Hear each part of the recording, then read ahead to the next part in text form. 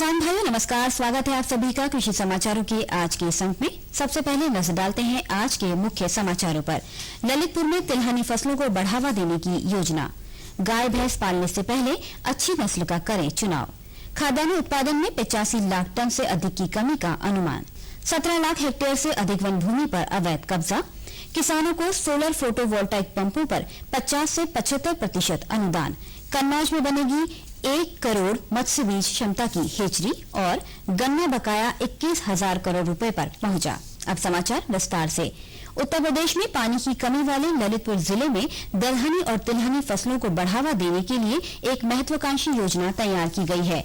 National mission on oil feed seed and oil palm योजना के तहत बुंदेलखंड अंचल के किसानों को नए बीज एवं मृदा परीक्षण के बारे में जागरूक बनाने के उद्देश्य से कृषि अधिकारियों और कर्मचारियों को प्रशिक्षित किया गया है। बुंदेलखंड क्षेत्र का वातावरण दलहनी फसलों के लिए सर्वाधिक उपयुक्त है। इन फसलों का रकबा बढ़ाकर किसान कृषि को लाभकारी बना सकते हैं। जाने माने पशु चिकित्सा वैज्ञानिकों ने पशुपालकों को नसीहत दी है कि जानवरों के अच्छे स्वास्थ्य के लिए उनको नमक खिलाना जरूरी है। बरेली स्थित केंद्रीय पशु चिकित्सा अनुसंधान संस्थान के अनुसार गाय, भैंस, बकरी और घोड़ा ही नहीं, सुअर, मुर्गी आदि को भी सोडियम और क्लोरीन की जरूरत होती है और इसकी कमी साधारण नमक पूरी करता है।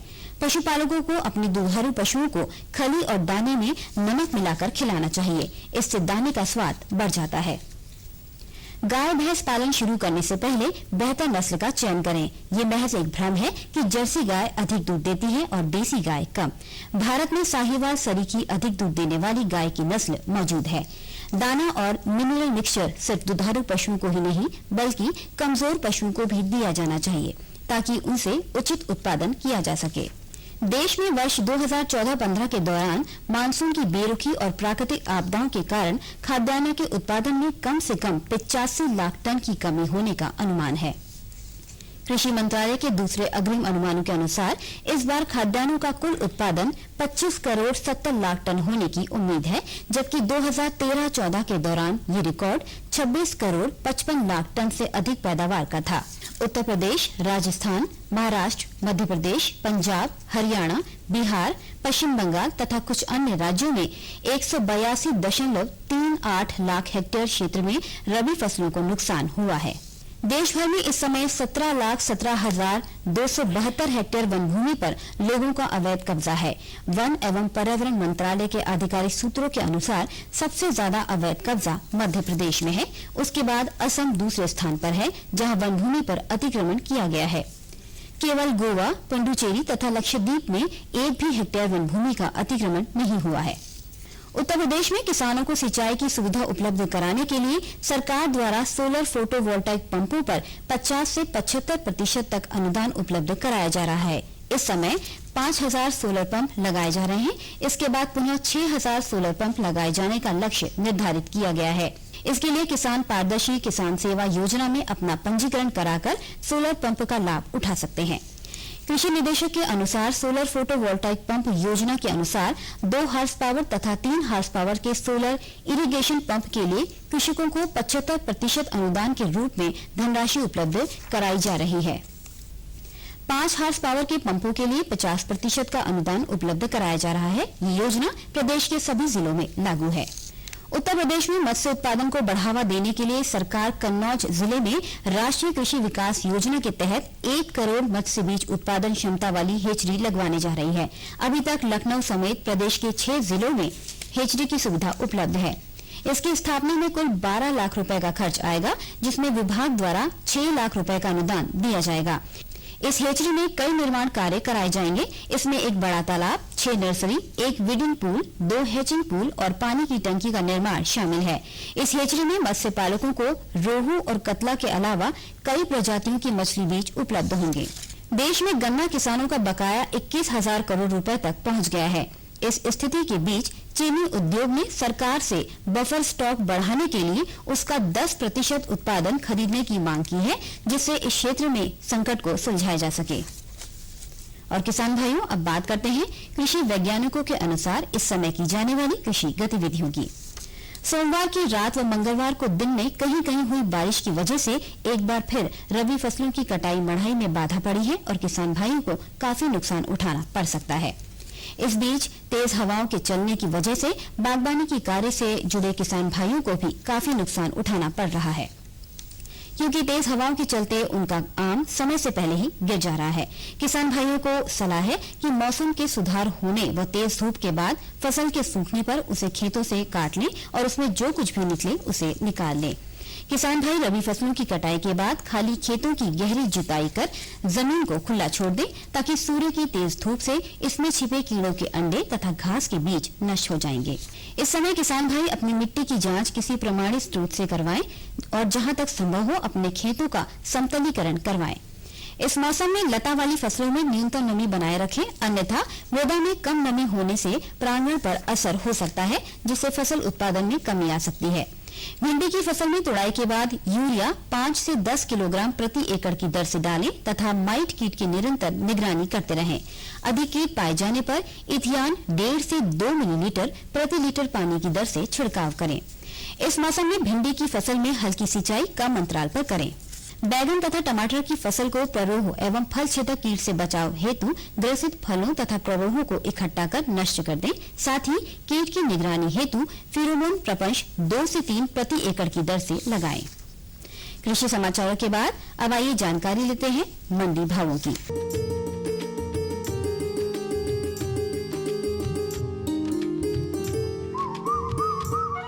गेहूं का भाव उन्नाव की मंडी में 1450 रुपए प्रति क्विंटल, सुल्तानपुर में 1450 रुपए, शाहजहांपुर में 1425 रुपए और लखनऊ की मंडी में 1470 रुपए प्रति क्विंटल रहा। चना उन्नाव की मंडी में 5100 रुपए प्रति क्विंटल, शाहजहांपुर में 4850 रुपए और लखनऊ की मंडी में 4200 रुपए प्रति क्विंटल बिका। चावल का भाव उन्नाव की मंडी में 2130 रुपए प्रति क्विंटल, सुल्तानपुर में 2000 रुपए, शाहजहांपुर में 2070 रुपए और लखनऊ की मंडी में 2150 रुपए प्रति क्विंटल रहा। मसूर का भाव सुल्तानपुर की मंडी में 5650 रुपए प्रति क्विंटल, शाहजहांपुर में 6340 रुपए और लखनऊ में 6050 रुपए प्रति क्विंटल रहा। सब्जियों में आलू का भाव उन्नाव में 500 रुपए प्रति क्विंटल, सुल्तानपुर में 535 रुपए, शाहजहांपुर में 430 रुपए और लखनऊ में 575 रुपए प्रति क्विंटल रहा। टमाटर का भाव उन्नाव की मंडी में 1600 रुपए प्रति क्विंटल, सुल्तानपुर में 1300 रुपए, शाहजहांपुर में 1530 रुपए और लखनऊ में 1300 रुपए प्रति क्विंटल बिका। प्याज उन्नाव में 1350 रुपए प्रति क्विंटल, सुल्तानपुर में 1625 रुपए, शाहजहांपुर में 1290 रुपए और लखनऊ में 1400 रुपए प्रति क्विंटल रहा। भिंडी उन्नाव की मंडी में 1200 रुपए प्रति क्विंटल, शाहजहांपुर में 1370 रुपए और लखनऊ में 1500 रुपए प्रति क्विंटल रहा। बैगन उन्नाव में 1500 रुपए प्रति क्विंटल, सुल्तानपुर में 1450 रुपए, शाहजहांपुर में 720 रुपए और लखनऊ में 900 रुपए प्रति क्विंटल रहा। बात अगर गुड़ की करें तो ये उन्नाव की मंडी में 2600 रुपए प्रति क्विंटल, शाहजहांपुर में 2460 रुपए और लखनऊ की मंडी में 3080 रुपए प्रति क्विंटल बिका। तो किसान भाइयों, ये है आज के कृषि समाचार और औसत मंडी भाव। अगले अंक में हम फिर लेकर आएंगे कृषि जगत से जुड़ी नई नई जानकारियां। तब तक के लिए दीजिए अनुमति। नमस्कार। और बताओ। बस। अरे ये क्या भैया जी, बस इतनी सी रासायनिक खाद? किसानी छोड़ रहे हो क्या? किसानी नहीं, नादानी छोड़ रहे हैं। मिट्टी की जांच कराई है। अब तो लालाजी जितनी जरूरत है उतने ही उर्वरक खेत में डालेंगे। हाँ, किसान भाई आज ही अपने जिले की नजदीकी भूमि परीक्षण प्रयोगशाला में मिट्टी की जांच जरूर करवाएं और मिट्टी में पोषक तत्व, नमी व पौधे के विकास को देखते हुए केवल जरूरत के अनुसार ही पोषक तत्व डालें। और हाँ, मिट्टी में गंधक, जस्ता, बोरोन जैसे सूक्ष्म पोषक तत्वों का पता लगाना भी न भूलें।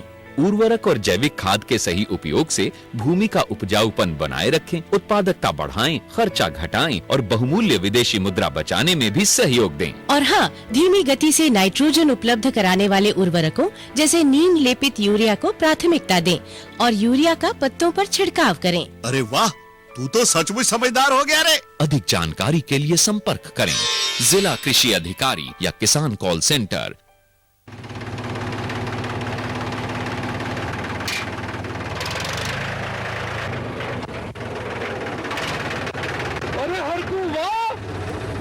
कीटनाशक और आज खाद भी। अरे इतना खर्चा कहाँ से? अरे खर्च की चिंता किसे है, मेरे पास है ये किसान क्रेडिट कार्ड। कार्ड? अरे बैंकों द्वारा जारी इस कार्ड से किसान उसकी सीमा तक की रकम कभी भी बैंक से निकलवा सकता है और खेती बाड़ी की सामग्री कभी भी खरीद सकता है। कर्ज के झंझट से भी छुटकारा और तो और बिजली के बिलों का भुगतान, डीजल इससे खरीदना और आसान हो गया है। तो हर को भैया एक कार्ड मेरे लिए भी। किसान क्रेडिट कार्ड के लिए नजदीकी बैंक से संपर्क करें और पाएं ढेर सारे लाभ। श्यामू भैया, सरकार कह रही है पूर्वी भारत में भी दूसरी हरित क्रांति आएगी। अरे ये तो पंजाब और हरियाणा में हुआ था, यहाँ तो अनाज की पैदावार अब भी कम है। सरकार की बातों में कुछ तो दम होगा। आखिर यहाँ बारिश 3 गुना होती है। चलो वैज्ञानिक का नंबर मिलाते हैं। अरे वाह, आ गए। नमस्ते सरपंच जी। हाँ भाई, उपजाऊ जमीन की कीमत को पहचानो। जरूरत है सिर्फ सही किस्म और तकनीक अपनाने की। पूर्वी भारत में सरकार कम गहरे नलकूप और बोरवेल के निर्माण के लिए सहायता दे रही है। लेकिन सरकार से और मिलेगा क्या? भरपूर मदद, जमीन की तैयारी से लेकर फसल की कटाई तक तकनीकी सलाह। 1000 हेक्टेयर के सैकड़ों क्षेत्रों में चावल और गेहूं के खास प्रदर्शन भी चल रहे हैं। अरे वाह, फिर तो हमारे खेत भी लहला उठेंगे। क्या ये सपना सच होगा? हाँ जरूर, पूर्वी भारत अब हरित क्रांति का अग्रदूत होगा। आओ हम सब मिलकर कदम बढ़ाएं। खुशबू की फुहार में, स्वाद की बहार में, तरक्की की तानों में, खिलती मुस्कानों में, हरे भरे पौधों में, बड़े बड़े सौदों में, मधुर भिनभिनाहट में, खुशियों की आहट में, बागवानी मिशन, हमारी चाहत, आपकी मुस्कुराहट।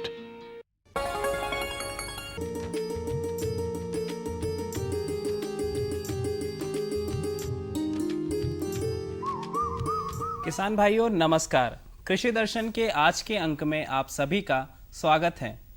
किसान भाइयों, हल्दी की गुणवत्ता को कौन नहीं जानता है। हल्दी ने हमेशा ही हमारी रसोइयों में हमारे खानों की शान तो बढ़ाई है, साथ ही इसके प्रयोग से हमें कई तरह की स्वास्थ्य और त्वचा की बीमारियों से भी लाभ मिला है।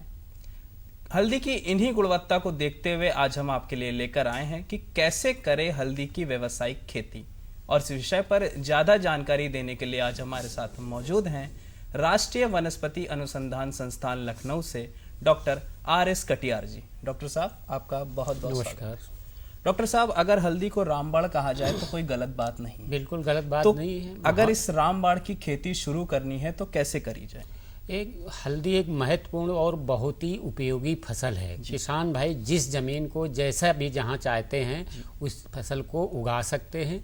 बशर्ते ज़्यादा उसरीली जमीन ना हो, जहाँ तक बाग बगीचों में अच्छी पैदावार होती है। दूसरा ये भी है कि इसको ज़्यादातर जंगली जानवर भी यानी खाते नहीं हैं। दूसरा बीमारी भी कोई कीड़े मकोड़े नहीं लगते हैं, इसलिए एक बहुत ही लाभकारी फसल है। जहाँ तक रही इसकी करने की बात, कहाँ पे करी जाए? हाँ, किसान भाई जैसी जमीन है, जहाँ तक जिसका यानी जमीन का यानी pH 8.5 तक है तो आराम से कर सकते। 8.5 जहाँ 5 है वहाँ आसानी से इसको उगाया जा सकता है। खासकर किसान भाई यानी जो हल्दी की खेती की जाती है और होती है लाभदायक, वो बाग बगीचों में यानी सहफसली के रूप में, मतलब एक कोई मुख्य फसल के साथ इस फसल का उत्पादन किया जा सकता है।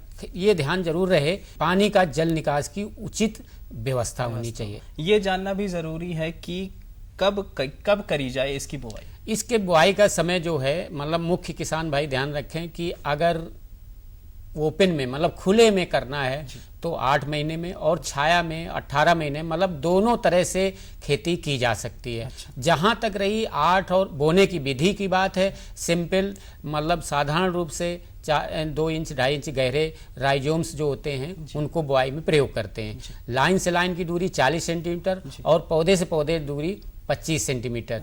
बोने के समय 2-3 बातें किसान भाई जरूर ध्यान रखें। जो बुआई का यानी हम यानी बो रहे हैं मटेरियल, वो एक्चुअली कैसा है। उसमें अगर किसान भाई जानते होंगे कि एक मदर राइजोम जिसको हम बंडा हल्दी कहते हैं, उसी से एक दूसरा राइजोम निकलता है, वो यानी प्राइमरी राइजोम कहलाता है। उससे टर्सरी, इसके अलावा तीसरा राइजोम 3 तरह का होता है। तो यदि आप 18 महीने में खोदना चाहते हैं तो मानसून आने तक खेत को तैयार कर लें और उसमें बुआई करें। मतलब बोआने का 18 महीने का मतलब जून जुलाई तक बो सकते हैं। और जब 18 महीने का बोने का आपका खोदने का मतलब आपका प्लान हो।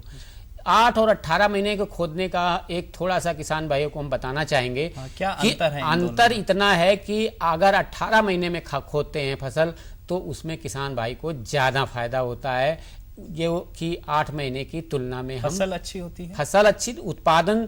आप जैसे मान लीजिए कि आप फसल 8 महीने में खोदते हैं, जो यानी उत्पादन होगा उसका 2 से 2.5 गुना उत्पादन उसमें 18 महीने में होता है। अच्छा, अब उसका एक और मतलब एक है कि अगर कच्ची हल्दी के अलावा प्रोसेस करते हैं तो ये भी देखा गया है कि जो 8 महीने की हल्दी है और 18 महीने के हल्दी में प्रोसेसिंग में करेंगे, मैं जैसे 1 किलो हल्दी हम बॉयल करते हैं और खाने योग्य बनाएंगे तो 200 ग्राम तक निकलती है। वही हल्दी जो 18 महीने की खोदी गई है वो हल्दी 250 ग्राम तक हो जाती है।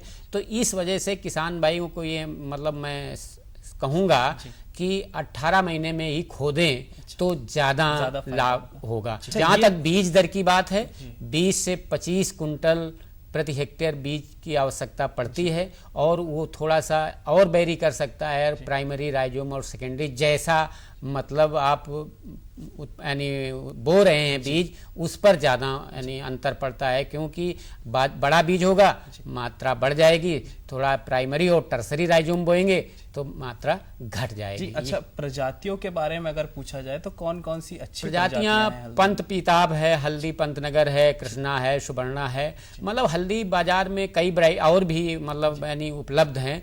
तो थोड़ा सा किसान भाई अपने जहां बोने जा रहे हैं, किस क्षेत्र में बोने जा रहे हैं, कहाँ बो रहे हैं, तो उस हिसाब से थोड़ा सा यानी प्रजाति का चुनाव करें और मतलब अच्छी यानी कोई यानी संस्था से ही बीज यानी ले लें, उसके बाद मतलब यानी अपना रखते रहें और बोते रहें। अच्छा, किसी भी फसल की बुआई या उसको उगाने में कृषि कार्यों का बहुत महत्वपूर्ण हाथ होता है। बिल्कुल। तो हल्दी की खेती में कितना महत्वपूर्ण?